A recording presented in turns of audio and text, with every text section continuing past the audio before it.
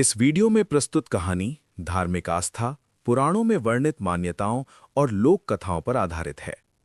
इसका उद्देश्य केवल आध्यात्मिक प्रेरणा और मनोरंजन प्रदान करना है। इस कहानी के पात्र और घटनाएं आस्था और नैतिक संदेश को समझाने के लिए प्रस्तुत की गई हैं। हम किसी भी प्रकार की अंधविश्वास या गलत मान्यता को बढ़ावा नहीं देते। दर्शकों से निवेदन है कि इस कथा को श्रद्धा, प्रेरणा और सकारात्मक विचार के रूप में ग्रहण करें। बहुत समय पहले भारत के एक समृद्ध नगर में एक बहुत बड़ा व्यापारी रहता था। उसका नाम था धनराज सेठ। धनराज सेठ के पास धन दौलत की कोई कमी नहीं थी।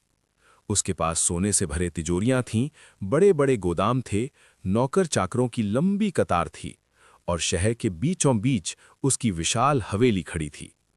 पूरा नगर उसे बहुत सम्मान देता था। लोग उसे बहुत बड़ा सेठ मानते थे। लेकिन धनराज सेठ के अंदर एक बहुत बड़ी कमी थी। वो था अहंकार। उसे अपने धन पर बहुत घमंड था। वो अक्सर कहा करता था, इस दुनिया में अगर कोई सबसे ताकतवर चीज है तो वो है पैसा। पैसे से सब कुछ खरीदा जा सकता है। वो भगवान को भी नहीं मानता था। मंदिर जाने वालों का मजाक उड़ाता था। कभी कभी तो वो लोगों से कह देता था, भगवान कुछ नहीं होता। अगर भगवान होता तो गरीब लोग गरीब क्यों होते। एक दिन दोपहर के समय उसकी हवेली के सामने से एक बूढ़ा साधु गुजर रहा था। वो साधु बहुत थका हुआ था और कई दिनों से भूखा था।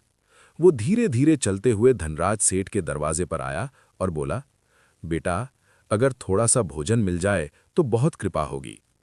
धनराज सेठ उस समय अपने दोस्तों के साथ बैठा हुआ था। उसने साधु को देखा और जोर से हंस पड़ा। वो बोला, यहां भीख नहीं मिलती, जाओ काम करो, तब खाना मिलेगा। साधु ने शांत स्वर में कहा, बेटा, गरीब का अपमान मत करो, समय बहुत शक्तिशाली होता है। धनराज सेठ ने घमंड से कहा, मुझे कोई समय नहीं हरा सकता।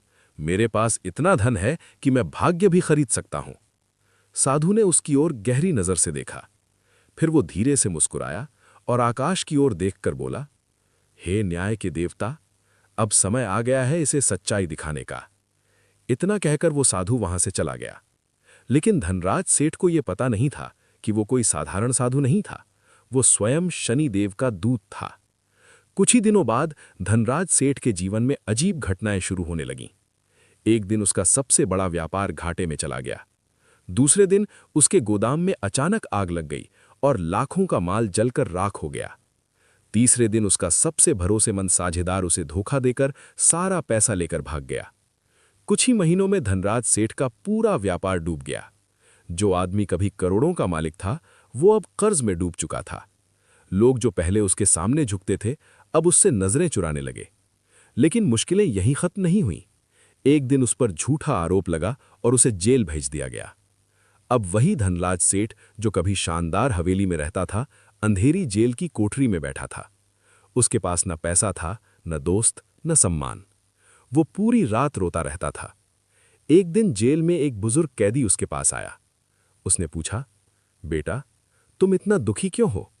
धनराज सेठ ने अपने जीवन की पूरी कहानी उसे बता दी। बुजुर्ग कैदी कुछ देर शांत रहा।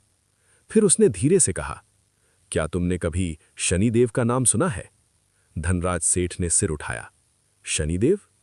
बुजुर्ग बोला, हां, शनिदेव न्याय के देवता है। जब मनुष्य के अंदर घमंड आ जाता है, तब उनकी दृष्टि उसे सच्चाई का रास्ता दिखाती है। धनराज सेठ को अचानक उस बूढ़े साधु की बात याद आ गई। उसकी आंखों से आंसू बहने लगे।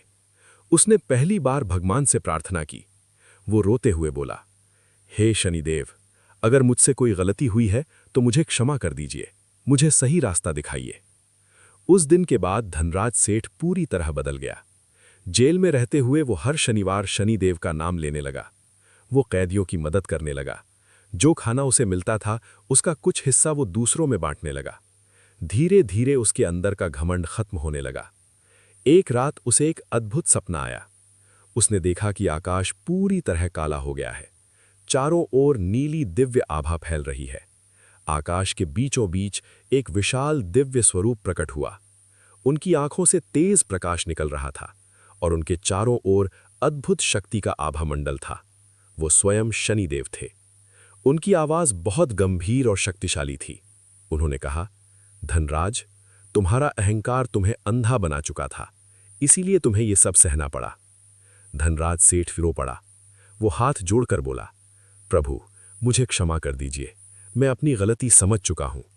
शनिदेव बोले, जब मनुष्य का अहंकार टूट जाता है तभी उसके जीवन की नई शुरुआत होती है। सपना अचानक खत्म हो गया। सुबह होती ही जेल में एक आश्चर्यजनक घटना हुई। जिस मामले में धनराज सेठ को जेल भेजा गया था, उसमें असली अपराधी पकड़ा गया। अदालत ने धनराज सेठ को तुरंत रिहा करने का आदेश दे दिया। जब वो जेल से बाहर आया तो उसकी आंखों में आंसू थे। वो सीधे एक मंदिर गया। वहां जाकर उसने पहली बार सच्चे मन से शनिदेव के सामने सिर झुका दिया। उस दिन के बाद धनराज सेठ का जीवन पूरी तरह बदल गया। वो गरीबों की मदद करने लगा। हर शनिवार शनि मंदिर में सेवा करने लगा। भूखों को भोजन कराने लगा। धीरे धीरे उसके जीवन में फिर से सुख और समृद्धि आने लगी। लेकिन इस बार उसके अंदर घमंड नहीं था। अब वो हर किसी से एक ही बात कहता था, धन से बड़ा कुछ है तो वो है भगवान का न्याय, और न्याय के देवता है शनिदेव। और तभी से नगर में एक बात बहुत प्रसिद्ध हो गई, जो घमंड करता है उसे शनिदेव विनम्र बना देते हैं, और जो सच्चे मन से भक्ति करता है उस पर शनिदेव की कृपा बरसती है। ओम शनिदेव।